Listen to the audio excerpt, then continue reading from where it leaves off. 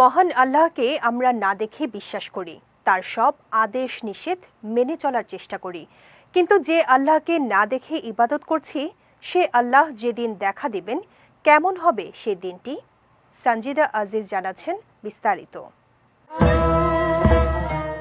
হাসরের ময়দানে সব হিসাব শেষ হওয়ার পর বিশ্বাসীদের মহান আল্লাহ তাআলা জায়গা দিবেন জান্নাতে।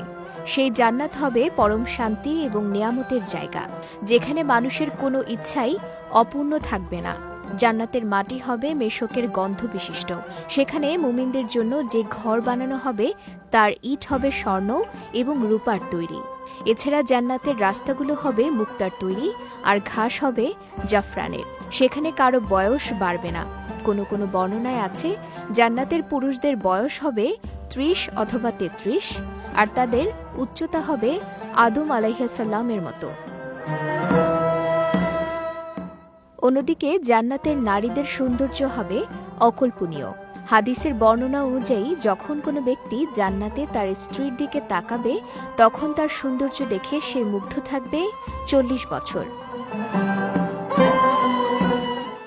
আল্লাহর এত সব নিয়ামত আর সুখের মাঝেও একটি জিনিস তখনও বাকি থাকবে।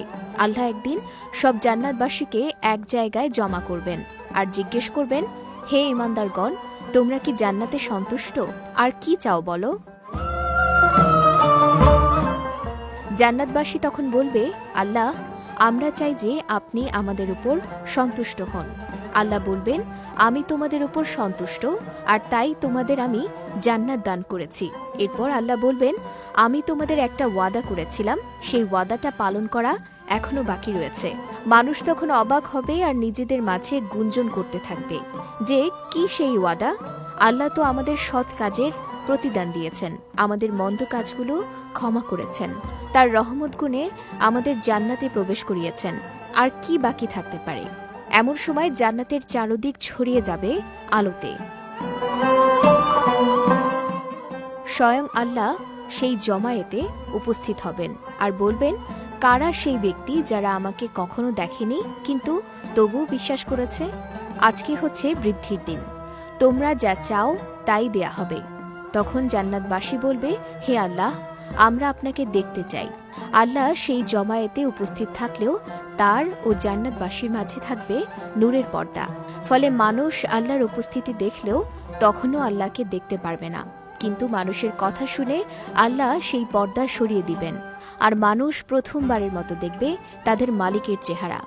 সেই মালিক যাকে না দেখে ইবাদত করেছে, ভালোবেসেছে, ভয় পেয়েছে।